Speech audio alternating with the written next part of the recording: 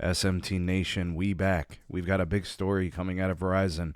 I'm actually going to make two videos out of this article because they're two separate things that I want to present in a different way. So I'm going to start with the first one here today, and that's going to be Verizon's CEO speaking on their consumer net adds. This is one measure of success, right? It's a measure of growth. How is the company doing in the competitive marketplace? Are, switching customers coming over to Verizon?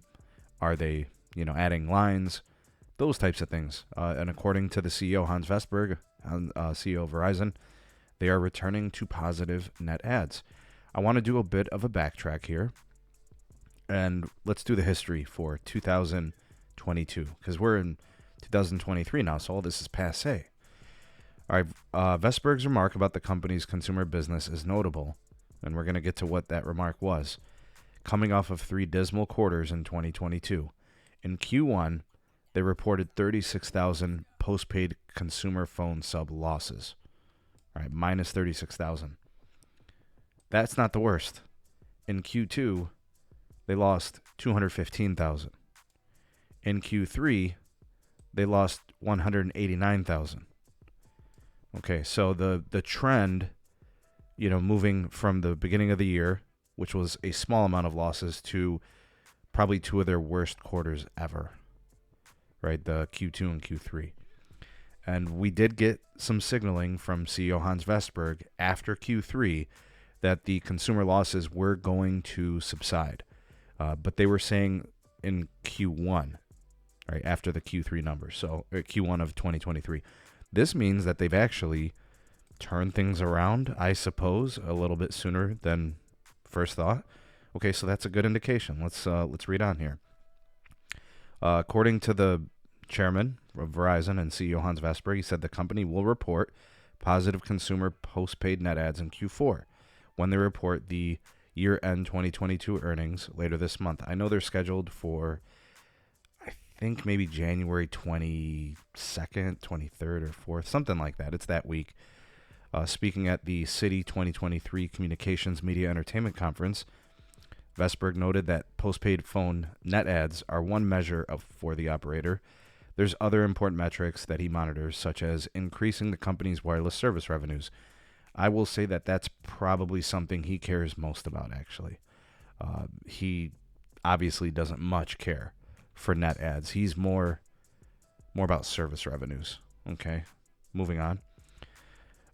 If you look at the year that has happened, they have replaced, they replaced Ronan Dunn, who was the former Consumer Group CEO. They replaced him with CEO Manon Brouillette. He fired her. Now he's at the helm of the consumer business, this consumer side of the business. Let's see here. They've now got this Welcome Unlimited plan, which is their best priced plan. Comes in at $30 per month per line. Now they got the BYOD promo.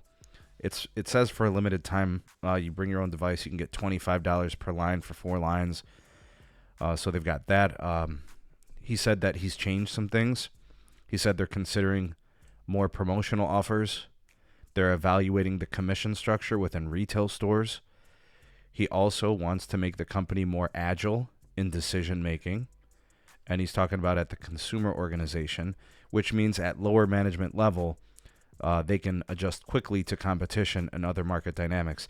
This basically means that they'll be more responsive to a bad quarter. And instead of waiting to have to turn around a giant truck, it's like driving a car, right? You can make a quick little turn more swiftly. All right. So I do like those types of properties in a company. When I look at really good businesses in telecom, you look at what, T-Mobile does. They move very fleet-footed. They feel very agile. So that's a good thing to shoot for. They should be more like T-Mobile in that respect. A quote from Vestberg, he said, "We will segment in certain areas and we'll have more competitive offerings, but still preserve our premium offerings and grow our service revenue."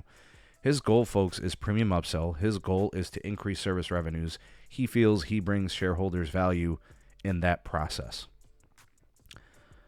Okay, additionally, the prepaid front, he says that the company focusing on its Total by Verizon branding, focused on the track phone stabilization. He says that they're still working to migrate customers onto the Verizon network, those that might be on an AT&T or T-Mobile SIM through TracFone, looking to seamlessly migrate those customers from a prepaid platform to postpaid, but he said that Verizon technically can't support that right now. Okay, so they're going to be looking to move those people up. I'm not sure about that. I don't know if he knows TracFone customers well enough, but they're kind of good where they are. There's a reason why they're on TracFone. They don't want to do postpaid. It's either credit challenged, or they don't want to get their credit involved, or they're looking for bargains and the lowest cost pricing value. I don't know. That's going to be a tough sell. But there is some good news here. According to Vestberg, losses are done. And they are now positive. They're going to have a positive quarter.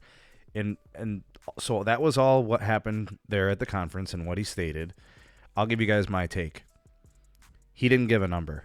He didn't tell us how many positive net adds he had. So in my estimation, that might be 10,000 net adds. That might be 20,000 net adds.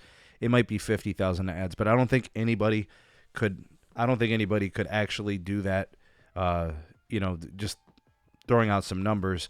I don't think they're going to have a lot. That's just my estimation. But what do you guys think? What do you guys think? In the comment section, tell me what you guys think those gains are going to be. Tell me what you think those numbers might look like. He didn't mention anything about churn, so maybe churn might be kind of high still. All right, so that'll be interesting to see. And then I didn't see anything specific mentioned in this article about fixed wireless access, so I'll go snooping around and see if I can find some stuff on that. And when we got the network video coming up from the same article. But I'll leave this here to hear what you guys have to say on this. You all, the voice of the people, the SMT Nation. Let your voice be heard. Like, share, subscribe for more. Turn on that bell notification icon to never miss an upload. Links are in the description for all things going on with the channel. I want to give a big shout out to my YouTube members and also my Patreon supporters. I want to thank you all for your continued support in making content on this channel possible. And then also, I want to thank all of my longtime subscribers. And if you want to help out the channel, there's ways to do it. They're all in the description. And then for all business inquiries, my Gmail address is in the description box as well. And give us a follow on Twitter if you want to get more involved with the community there.